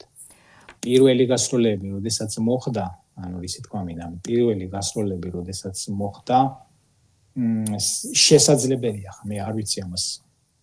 ვერ დავადასტურებ, შესაძლებელია იქ უთხრეს რომ გაისროლეთ 2-3 გაზის გასროლა. უთხრეს იქ კონკრეტულ ადამიანებს, ვის უნდა გაესროლათ, გაისროლა 1-მა, გაისროლა მეორემ და შემდეგ გაისროლა 10-მა და 20-მა ადამიანმა. აი ეს მოხდა. თქვენ გაიგონეთ ხმა შეწყვიტეთ ამის გამოყენება, მაგრამ არ გაგიგონიათ ბრძანება გამოყენების შესახებ. არა, დიახ, ბრძანება გამოყენების შესახებ მე არ გამიგონია. და ეს ბრძანება არსებობდა და თქვენ ვერ გაიგონეთ თუ არც არსებობდა და სპონტანურად დაიწყო ეს ქაოსი? აი ეს აუცილებლად იქნებოდა ეს ბრძანება, აუცილებლად იქნებოდა ეს ბრძანება, არ ამგონია იქ სპეცრაზმელს თავისი გადაწყვეტილებით მიიღო გადაწყვეტილება, რომ მოდი ახლა ავდგები და გავისვრიო. და თქვენი აზრით ვინ გასცემდა ამ ბრძანებას, მინისტრი? თუ ეს იყო გაზი, აუცილებლად ეს უნდა ყოფილიყო შინაგან საქმეთა მინისტრი. მე მახსოვს ასევე, რომ იქ იმ ადგილზე იყო მინისტრის პირველი მოადგილე, სამწუხაროდ მისი გვარი აღარ მახსოვს. და რეზინის ტყვეების გამოყენებაზე? რეზინის ტყვეების გამოყენებაზე უფლება აქვს უკვე მინისტრის მოადგილეს გასცეს განკარგულება. ანუ იქ მყოფი მინისტრის მოადგილეც, რომლის გვარის თქვენ არ გახსოვთ, შეიძლება ყოფილიყო ამ ბრძანების გამცემი? დიახ, რა თქმა უნდა, შეიძლება ყოფილიყო ამ ბრძანების გამცემი. იქ იმ რეზინის ტყვეების გამოყენებასაც თავისი ისტორია აქვს. ასე რომ ვთქვათ, ისიც გადამალული იყო და შემდეგ არ ვიცი რაღაცა თქო გადაწყვიტეს, რომ დაებრუნებინათ და ჩაეშვათ შეიარაღებაში. და ლაშა, ამ რეზინის ტყვეების შენახვა მოულა გაცემაზე პასუხისმგებელი თქვენ იყავით? ნახეთ როგორ არის, ჩემი პასუხისმგებლობა იყო პირველი სამმართველოს შეიარაღება. შემდეგ არის დაუშვათ ბევრი დანაყოფი, შესაბამისად არ შეიძლება დანაყოფები იყვნენ სპეცაღჭურვილობის ან შეიარაღების და საბრძოლო მასალის გარეშე. შემდეგ ესენი არის ჩაშვებული იქ. მაგრამ რაც შეეხება ამ რეზინის ტყვეებს, ეს რეზინის ტყვეები იყო ამოღებული და იყო მარტო საწყობში. ანუ შეიარაღების მთავარი საწყობი დავარქვათ. შემდეგ არ ვიცი ვიღაცამ გადაწყვიტა რომ ეს მოხდა იმის შემდეგ პანკისის შემდეგ მოხდა ეს. ამ ტყვეების დაბრუნება მოხდა პანკისის ამბების შემდეგ. ახსოვს პანკისში სპეცრაზმის შეყვანა, კი? დიახ. მაგის შემდეგ მოხდა ამ ტყვეების დაბრუნება. ვიღაცას გაახსენდა რომ ქონდა დიდი ტყვეები და დავაბრუნოთო? კი, სავარაუდოდ იყო. ან კი არ გაახსენდათ, ვიღაცამ ეთყობა, ჩახედა საბუთებში და იკითხა, რომ ეს იქ რატო არის და უთხრეს, რომ ეს ძლიერიაო და მე ალბათ იფიქრა, რომ ძლიერი გჭირდება ჩვენო და დააბრუნეთო. როდესაც ესენი დავაბრუნეთ ჩვენ, ჩემთან იყვნენ სხვათა შორის ძალიან პასუხისმგებლიანი ოფიცრები მუშაობდნენ. ჩვენ როდესაც ვიყავით მაშინ ეს იყო ჩიტაძის ქუჩაზე სახელმწიფო დაცვის სპეციალური სამსახურის ეზოში. ჩვენი ვისაუბრეთ და ბიჭებს უთხარი რომ რთული იქნებოდა იქ პროცესების გაკონტროლება და მათ ეს ტყვეები არ წაიღეს. თქვენ ახლა ყვებით 20 ივნისის ამბავს. კი, მათ ეს ტყვეები დატოვეს და წავიდნენ ისე, ანუ შესაბამისად წაიღეს სხვა დანარჩენი ვაზნები გაზისა და რეზინის, რომელიც მაშინ იმ დროისათვის იყო. შემდეგ რადიოსადგურზე გადმომცეს, რომ მივსულიყავი სასწრაფოდ და მიმეტანა ეს რეზინის ვაზნები, მე დავტოვე ერთი ადამიანი ამ რეზინის ვაზნებთან და წავედი პირადად. პირადად მივედი.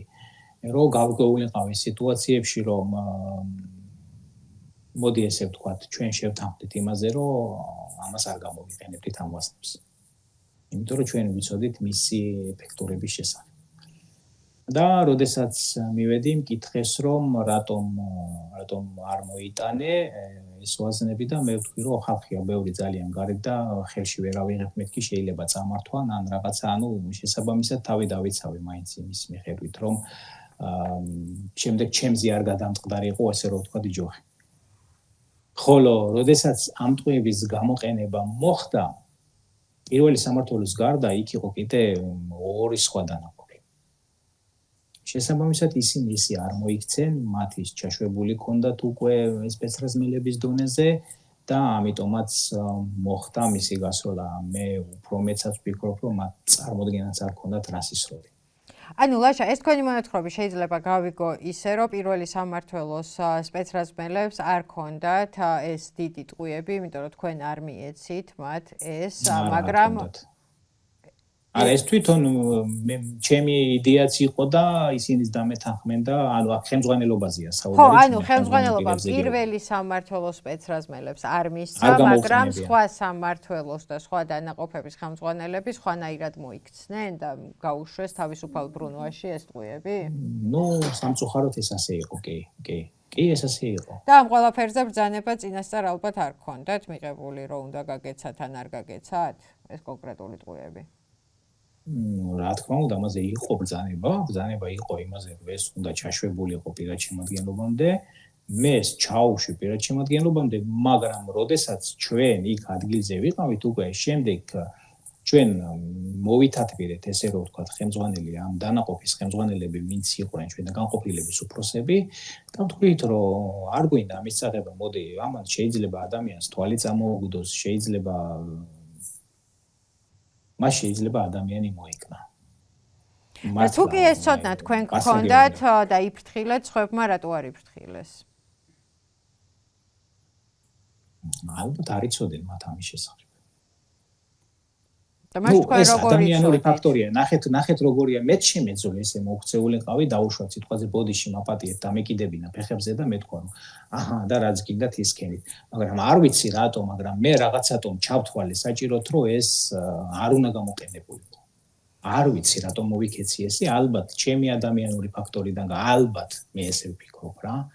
და მაინდა-მაინც ასე რომ ვთქვათ, მაინდა-მაინც კი არა, პირდაპირ გეტყვით, რომ იქ მაშინ იმ პერიოდში ყველანი ჩვენ ვიყავით მომიტინგეების მხარეს, სიმართლეს გეტყვით, მაგრამ ნუ მე მოვლენები როგორ განვითარდა, უკვე სხვა არის და სხვა ეფექტი არის. თქვენთვის 20 ივნისი რა არის? სახელმწიფო შენობაზე და პარლამენტზე შტურმის ღამე თუ გავრილოვის ღამე?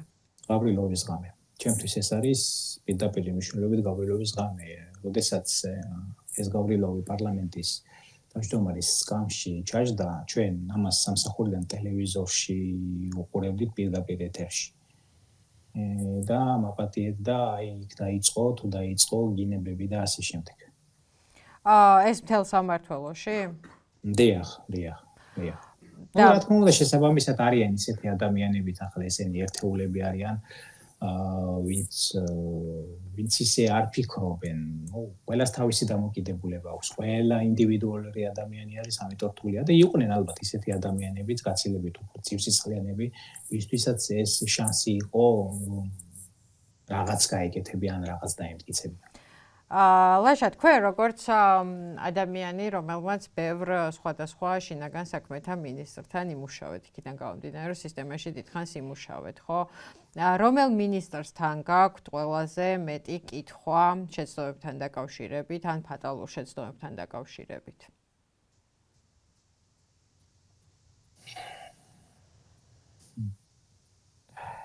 ნახეთ ყველას ქონდა ასე რომ ვთქვათ ყველას თავისი ცოდვა აქვს ამ ცხოვრებაში. თავისი კი ყველას მაგრამ ალბათ ეს მაინც ბატონი გომელაურია. ან გომელაურთან მეტი კითხვა გაქვთ. რა თქმა უნდა თავისთავად შეიძლებოდა ნახეთ რა არის მე ყოველთვის ვამბობდი და მე ეს BBC-მ მკითხა რომ რატომ გამოიყენებდნენ ამას მე ვთქვი იმიტომ რომ არაკომპეტენტურები არიან მეთქი ანუ საერთოდ სხვა მიმართულებით გადაწყვეტეს სტრუქტურის წაყვანა მოდი ვთქვათ ისე როგორც არის მათ გადაწყვეტეს რაღაცათომ ერთ დღეს რომ ჭკვიანი ადამიანები არ არის საჭირო არ არის ესეთი ადამიანები საჭირო ვინც დამოუკიდებლად მიიღებს გადაწყვეტილებას კონკრეტულ სიტუაციაში ეს ხო სპეცდანიშნულების რაზმი არის სპეცდანიშნულების რაზმის ინდივიდუალურად ჩაშლის დონეზე მეთაურებსაც კი უნდა ქონდეთ იმის შესაძლებლობა იქიდან გამომდინარე რომ დაიცვან თავიანთი პირადი შემადგენლობა გადაწყვეტილების მიღების უფლება და მათ გადაწყვეტილების მიღების უფლება არ აქვს კორცხელში გახსოვს თავს ანუ იქ ბოდიში მაპატია და გააფარჩაგეს შინაგან საქმეთა სამინისტრო გააფარჩაგეს და ეს მოხდა იმის გამო რომ უბრალოდ მინისტრი იყო ეგეთი რომ აი ასე გადაწყვეტეს რომ შენ გადაწყვეტილება არ უნდა მიიღო. ნუ ეს არის არაკომპეტენტურობა, ეს არის უცოდინარობა, ეს არის არ მოусმინო ჭკვიან ადამიანს და კონდეს ის ამბიციები, რომ მოდით მე დამავალეთ რამე და მე შევასრულებ ამას ბოდიში ამ სიტყვაზე და დედას ვუყირებ. აი ეს არის და ასეთი ადამიანებთან ურთიერთობა არჩიეს. და როგორ იკითხება მაშინ თქვენთვის გომელაურის განცხადება, რომელიც BBC-ს ის პირველი იყო, ვინც გამოეხმაურა ოცნების შემდეგ ამ ფილმს. თქვენთვის ეს განცხადება მისი რას ნიშნავდა? ნუ ალბათ სავარაუდოდ იფიქრა რომ რახან ყველაფერს წინა ხელისუფლებას უაბრალებს, მოდი ამასაც დავაბრალებო და ნუ დააბრალებს რა, ფაქტიურად მან სიმართლე თქვა მას. მან დაადასტურა რომ ეს ორი ნივთიერება ქონდა შესაძლოა. მას ტყუილი არ უთქვამს, კი ბატონო, მაგრამ ვერ გათვალა ის რომ ვანომერაბიშვილმა მას მარტო ქიმიური ფუნილი და შენაერთი არ დაუტოვა, მას იარაღიც დაუტოვა, აღჭურვილობას დაუტოვა და მთელი ტექნიკა და მაშინ მოდი ისიც გამოგვეყენებინა საქართველოს მოსახლეობის წინააღმდეგ. ნუ რა უნდა ვთქვა მასთან დაკავშირებით ახლა. სახელმწიფოს ახლა ატომური ბომბი რო ქონდეს, ხელისუფლება შეიცვალოს, გამოვიდეს, იმან უნდა გამოიყენოს. თქვენი აზრით ეს განცხადება გომელაურის თავისი განცხადება იყო თუ გუნდის განცხადება? მე მისი განცხადება მგონია. მე მისი განცხადება მგონია. და მას რა რჯიდა მას ამ განცხადების გასაკეთებლად თავდაცვის ინსტიტუტი? ნუ იფიქრა რომ ნახეთ რანაირი მე რასაც ვაკვირდები. მათ ჩამოუყალიბდათ ესეთი პირობა. დავაბრალოთ ყველაფერი წინა ხელისუფლებას. მე ახლა ამინდა წინა ხელისუფლების დამცველად გამოვიდე არავითარ შემთხვევაში. მაგრამ აქვთ ესეთი განცდა რომ მოდ დავაბრალოთ ყველაფერი წინა ხელისუფლებას და ვიხსნით ჩვენ პასუხისგებლობას და მას ეთყობა სადღაც იმ მომენტში გაახსენდა რომ ქონდა ამის შესაძლებლობა და გააკეთა რა თქვა რომ კი კაცო მე ეს მაქვს როგორ არა მაქვს და იყო მქონდა კიდევაც მაგრამ ეგ მაგათი ბრალიაო და ეგას ლაშა რას ელოდებით ამ ამბის ბოლოდ თქვენ ახსენეთ ხააგა რომელსაც ბევრი ეჭვის თვალით უყურებს რომ ეს შესაძლოა ძალიან რთული და შეუძლებელი გზა იყოს არ არის ეს შეუძლებელი და მეც მონეთ მე არ გეტყვით ახლა თქვენ მაგრამ მე გაცილებით სხვა ინფორმაციებს ვფლობ ამიტომ ელით ხააგას ბატონო ამიტომ ელით ხააგას მე ვფიქრობ რომ საერთაშორისო გამოძიება იქნება. საერთაშორისო გამოძიება იქნება, მაგრამ ამისათვის საჭირო არის აქტიურობაც და უფრო მეტი აქტიურობა არის საჭირო. იყვნენ ადამიანები, ვინც არ მინდა ახლა უბრალოდ თქვა, მოდი არ ვიტყვი ამას, არ გამოვა ეს სწორად. ჯერ ასე ვთქვათ, ესეც ძიების პროცესში არიან. ნახეთ დღეს შემატყობინეს რომ ხელისუფლებამ გადაიფიქრა BBC-ს უჩივლოს. გაქვთ თქვენ ეს ინფორმაცია? ჩვენ გვაქვს ინფორმაცია რომ არასასამართლოში არამედ მარეგულირებელში ვუჩივლებთო. ხო, არ ვიცი დღეს მომაწოდეს ინფორმაცია რომ რაღაცათომ გადაიფიქრეს უჩივლონ იქიდან გამომდინარე რომ თურმე ეს ხელფეხს უხსნის გამოძიებას ყველაფერი შეამოწმონ. ამიტომ იქიდან გამომდინარე რომ მათ არ სურთ ამ ნივთიერების ასე რომ ვთქვათ სრული ექსპერტიზა გადაწყვიტეს რომ აღარ უჩივონ. ლაშა, თქვენ რა იცით სუსის მიერ ჩატარებულ საგამოძიებო მოქმედებებზე ხა ექსპერტიზა რო ახსენეთ ამაზე გამახსენდა, იმიტომ რომ ბევრი ამ გამოძიების ფინალს 6 დღეში დამთავრებულისას ეჭვის თვალით უყურებს სწორედ იმიტომ რომ ეს იყო მხოლოდ სიტყვები და არა დოკუმენტები, ხო? არც შესყიდვის, არც ექსპერტიზის, არაფრის დოკუმენტები საზოგადოებისთვის არ წარუდგენია ამ უწყებას. თქვენ რა იცით როგორ ჩატარდა, თუ იცით, არ ვიცი შიდა წყაროებით? მე ჩემ აზრს ვიტყვი მე შეიძლება არ ვიყო მართალი ამ თემაში, მაგრამ ეს არის ჩემი აზრი. მათ ეს გააყალბეს. მე ამაში თითქმის დარწმუნებული ვარ, რომ მათ ეს უბრალოდ გააყალბეს. დოკუმენტები? დიახ. მათ ეს გააყალბეს, მათ არ ჩაუტარებიათ მისი ქიმიური ანალიზი, ან ჩაატარეს და აღმოაჩინეს იქ ისეთი გაცილებით საშინელება, ვიდრე ალბათ კამიტი არის. მე ამასაც ვფიქრობ, სიმართლე გითხრათ რა. რომ მათ უბრალოდ იქ ექსპერიმენტი ჩაატარეს, შეიძლება ანალიზი ჩაატარეს, უნდათ მიეღოთ სხვა, მაგრამ ვერ მიიღეს ალბათ გაცილებით უფრო დიდი საშიში ეფექტი და აქედან გამომდინარე მათ ეს დამალეს. ჩემზე კარგად ეგ ნივთიერებები არავინ არ იცის, როგორ არ იციან ბოდიში მაპატიეთ ახლა მას არ ვამბობ სწორად, იციან რა თქმა უნდა იმ ადამიანებმა, ვისაც შეხება ჰქონდათ ვისაც რაღაც მომენტში ხელი მიუწვდებოდათ, ამიტომ იმისათვის რომ ეს გამოძიება და მასზე იყოს ეფექტური, ასე რომ ვთქვათ, მისი ანალიზების შემოწმება, საჭირო არის უბრალოდ ამ ხალხის ჩართვა ამ პროცესში და всё ყველაფერს ბარდა ეხდება. და ლაშა, თუ კი ესე კარგად იცოდით ამ ქიმიური ნივთიერებების საფრთხე, შემადგენლობა, ეფექტი და ასე შემდეგ. გაზაფხულზე გამოჩნდა თქვენთან BBC. ჩვენ ნოემბერში არა, მაგრამ დეკემბრის დასაწყისში მაგალითად უკვე ვსვამდით კითხვებს იმის შესახებ, რა ნივთიერებას შეიცავდა წყალი, რომელიც იყო უფრო მწველი ვიდრე ყველა სხვა აქციაზე. ექიმებიც ამაზე საუბრობდნენ. რატო არ გაგიჩნდათ სურვილი, რომ მანამდე აი ეს ინფორმაცია რაც ჰქონდათ, გაგესაჯაროებინათ? ნახეთ, პირველი არ გამიჩნდა ეს სურვილი, იმიტომ რომ მე არ ვიყავი სრულად ინფორმირებული ამის შესახებ, მე ვთქვი რომ ეს ჩემი აზრი და ჩემი იდეა იყო. შემდეგ მეორე, მე რამდენადაც მახსოვს ამასთან დაკავშირებით ინტერვიუ მივეცი TV1-ს. არის ეს ფიქსირდება და სუსტად ის ვთქვი იქ, რასაც ვფიქრობდი მანამ სანამ ეს მოხდა, როგორც გითხარით, 2 კვირით ადრე, სანამ თქვენ ამ ინფორმაციას გაიგებდით ყველა.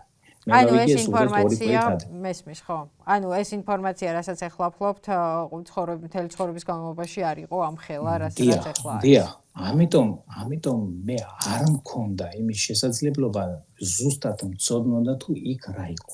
მე გითხარით, რომ ეს იყო პრაქტიკიდან გამომდინარე. ჩვენ გავაკეთეთ პრაქტიკაში ამან აღმოაჩინა, რომ ეს არის გაცილებით საშიში, ვიდრე ეს შეიძლება იყოს ჩვეულებრივი ციცაკის სპრეი და აქედან გამომდინარე, აი მე რა უნდა მეთქვა, რომ ეს არის ის, რაც მე არ ვიცი, მე ხო ამას ვერ ვიტყოდი. ამიტომ, როდესაც ამაზე კითხვები დაიბადა, ამასთან დაკავშირებით კითხვები გაჩნდა, თუ რა იყო წყალში, რა შეიძლებოდა ეს შეიცავდეს და ასე შემდეგ.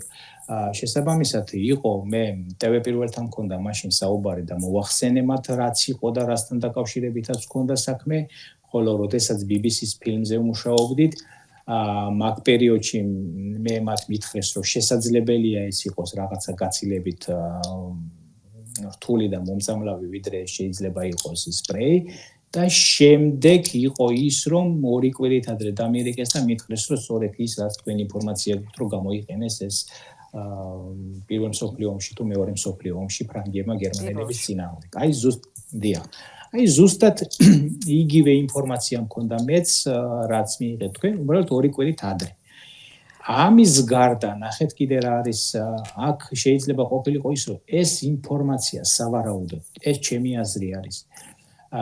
მანამდე დაუშვათ უფრო მეტად რომ დაინტერესებულიყო ქართული მედია, ქართული საზოგადოება, დაეწყოთ ამასთან დაკავშირებითი ძიება, მოემართათ იგივე მდგომარეობაში, როგორც ეს BBC-მ გააკეთა, მე ანალოგიურად მოვიქცევოდი მაშინაც და იმ კონკრეტულ შემთხვევაში. ამიტომ რა ვიცი, ხა თუ ამაში თვლით, რომ მე რაღაცა დონეზე ბრალი მიმიწვის, კი ბატონო, იყოს ეგრე, მაგრამ მე ვთვლი, რომ მართალი ვარ სულიად ამ ფაქტთან დაკავშირებით. ხო იცით როგორ არის მწვან მართალ საბოლოოდ ისტორია და საზოგადოება ადგენს ხოლმე. კი ბატონო. თუმცა მე ვიზიარებ იმ შენიშვნას, რაც თქვენ გქონდათ, რომ ქართულ მედიასაც შეეძლო კიდევ უფრო ყურადღებით ყოფილიყო. თუმცა ჩვენც ვსვამდით ამ კითხვებს მართლაც დასაწყისიდან და რთული იყო პასუხების მიღება. ორი პაწაწუნა დამაზუსტებელი კითხვა მაქვს. ერთი ვარაუდი, რაც გამოითქვა, მოკლედ სუსის გამოძიება და ეს თქვენი აღრიცხვის დოკუმენტი გარკვეულწილად თანხმედრაში ვერ მოდის, იმიტომ რომ თქვენი აღრიცხვის დოკუმენტით, რომელიც 2019 წლის დეკემბრით თარიღდება, მითითებულია, რომ არსებობს 880 ლიტრი, რომლიდანაც 620-ია დარჩენილი. სუსის ბრიფინგზე 6 დეკემბერს ითქვა, რომ 880 ლიტრი ამოვიღეთო. და ამავე დროს გამოითქვა, ანუ დახარჯულიც და კიდე მეტიც. და ამავე დროს გამოითქვა ვარაუდი, რომ შესაძლოა ბოლო წლებში, როცა შეიძლება თქვენ უკვე აღარც მუშაობდით ამ სისტემაში, ბელარუსიდან მიეღო საქართველოს საბუთების და უფრო მარტივი საბუთების გარეშე, ან არ ვიცი რაღაცნაირად, უფრო მარტივი ბიუროკრატიით ეს ქიმიური ნივთიერებები. ამის შესახებ თქვენ რა გსმენიათ და რა თეორია გაქვთ, თუ გაქვთ საერთოდ? იმიტომ რომ ოფიციალურად ჩვენ გვაქვს ეს მიღებული თურქეთიდან, როგორც ითქვა გამოძიებაზე და თქვენც ამას ამბობდით გამოძიებას ამით. კი, თქვენ ესო თურქეთიდან გვაქვს. კი, მეც ეგეთი ინფორმაცია მაქვს. კი, ჩვენ მანამდე ვარაუდები გქონდა მოსმენილი, რომ აზერბაიჯანიდან შეგვეძლო შეიძლება გვეყიდა, მაგრამ თქვენ და გამოძიება ამაში ემთხვევით. თურქეთის ნაწილში. ანუ ერთ მართალს ვამბობთ რაღაცა დონეზე მართალს ვამბობთ. რაღაცაში დაემთხვა. ნახეთ რა არის, კი, მან სხვათა შორის იქ რა წერია, ზუსტად იგივე რაოდენობა იყო 21 წლამდე, სანამ მე ვმუშაობდი. ახლა არ შეიძლება უბრალოდ მათ იგივე რაოდენობა ჰქონდეთ, ეს არის გამორიცხული. თქვენ არ გაგიკვირდეთ, ხვალ საერთოდ არაფერი რომ არ დარჩეს იქ. ანუ ამისათვის იყავით მზად თქვენს და ქართული საზოგადოებაც. თქვენ ერთ დღეს გაიღვიძებთ, მოიპოვებთ დაუშვათ იმის უფლებას, რომ შეხვიდეთ და გამოძიება ჩატარდეს დამოუკიდებლად და ვის აუცილებლად იქ ეს აღარ აღმოჩნდება. ასე რომ ეს დიდი ალბათობით ასე იქნება. და ბელარუსიდან მარაგების შევსებაზე რამე გსმენია? რაც შეეხება ბელარუსიდან მარაგების შევსებაზე, არ ვიცი. ვერ გეტყვით და არ მსმენია ამასთან არაფერი მაგდაგვარი. ანუ ვერ გეტყვით, ვერ დაგიდასტურებთ, ვერც ვაყოფ, იმიტომ რომ არ ვიცი, არ გამიგია არასდროს, არც ადრე და არც ეხლა საუბრებში, რომ ვინმეს რამე შემოაქვთ ბელარუსიდან, ამიტომ ამ ფაქტს ვერ დაგიდასტურებთ. დალაშა, ბოლო ნაწილი არის შეფასებითი. დღეს აი თქვენ ინტერვიუსთვის რომ ემზადებოდი მინისტრის მოადგილემ ალექსანდრე დარახველიძემ, რომელიც ერთადერთია პრინციპში მინისტრის მოადგილეებიდან, რომელიც ჩარშანაც ამ პოსტზე იყო ამ დარბევების დროს და წელსაც კვლავ რჩება მინისტრის მოადგილედ. თქვენთან დაკავშირებით თქვა, რომ ავრცელებს არაერთ დაუზუსტებელ ინფორმაციასო.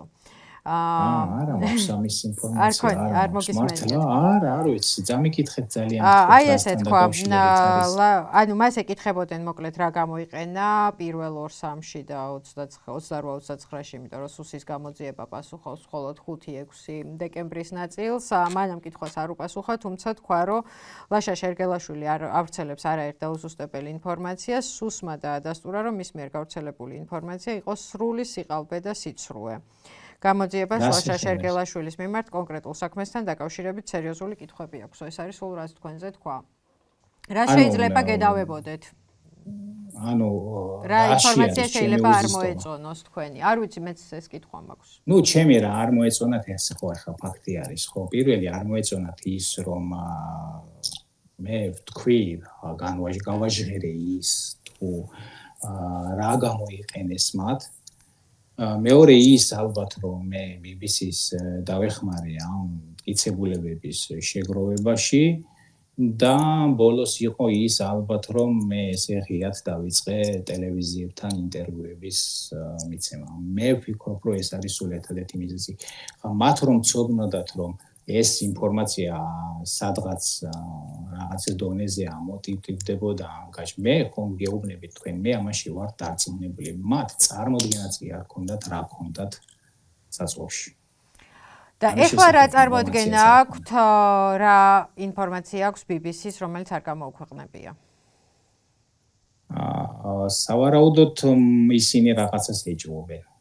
სავარაუდოდ ისინი რაღაცას ეჭვობენ. ნახეთ რა არის პირველი, არ უნდა დაგავიწყდეთ ის რომ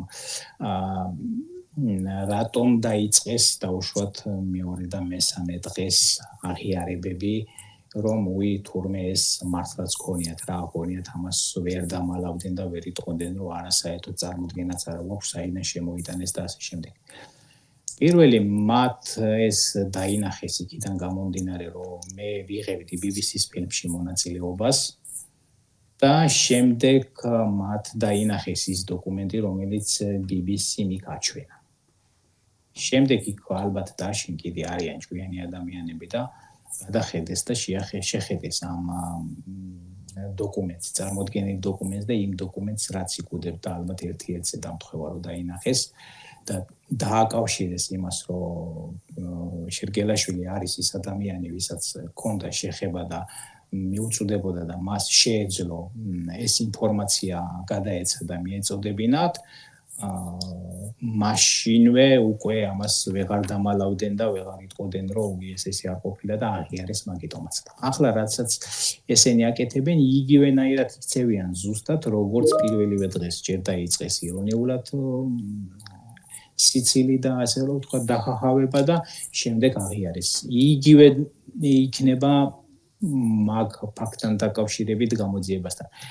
აქ მთავარი არის ობიექტური გამოძიება. მე ხო გეუბნებით, მეც თქვენთან ერთად გავიგე თუ რა ქიმიური შენაერთებთან ქონდა საქმე ამ კონკრეტულ კოდებთან დაკავშირებით. მეც არ ვიცოდი ეს ზუსტად რა იყო. მე ვიცოდი მხოლოდ ეს პრაქტიკიდან გამომდინარე, როდესაც ჩვენ ეს გავსინჯეთ და გავხსენეთ. ლაშა, პრაქტიკიდან გამომდინარე, ბოლოს კითხავთ, ვინაიდან თქვენ ეს მე მგონი არ გქონდათ ნათქვამი, რომ ეს დიდი რეზინის ტყუებიც რაღაც ახანის განმავლობაში შეთანხმება არსებობდა, რომ არ გამოეყენებინათ და მერე ჩაუშვეს ბრუნვაში. თუ ამ ხსნარებზეც ესე იყო, კიდევ რა არის არსენალში ისეთი, რაც სისტემას ჯერ არ გამოუყენებია, მაგრამ თუ კი კარგად გაბრაზდება, შეიძლება შემდეგ დარბევებზე ვიხილოთ. გაფრთხილება თუ შეგიძლიათ მოგცეთ. რას უფრთხილდეთ? კი, თქვენ არ ვიცი, ვერ გეტყვით ვერაფერს. სანუ გეშოს? ასე რომ ვთქვათ, არ ვიცი, წარმოდგენა არ მაქვს რა შეიძლება კიდე იყოს, იმიტომ რომ მე ხო ესე ზუსტად არ მახსოვს ყველაფერი რა იყო, როგორ იყო და როგორ იყენებდნენ. მაგრამ ვიცი რომ აქვთ კიდე რაღაცა კაცილებიც საშიშებიც. კეთილი. ვიცი. რომელსაც რამე რო იყოს გამოიყენებდნენ, ეს მზაობაც აქვთ, როგორც უყურებთ? იმას ვერ დამალავენ, იცით რა არის, დაახლოებით სადღაც 15-20 წუთის განმავლობაში იწვის და უშვებს CS-ის გაზს. ოფსაშინელი არის აეცინახში და წიში აღწია. ეს ჯერ არ გამოუყენებიათ. მე არ მომხვედრია თვალში, ამიტომ ჯერ არ გამოუყენებიათ და ფრთხილად იყავით, შეიძლება გამოიყენო. კეთილი. დიდი მადლობა. მადლობა თქვენს.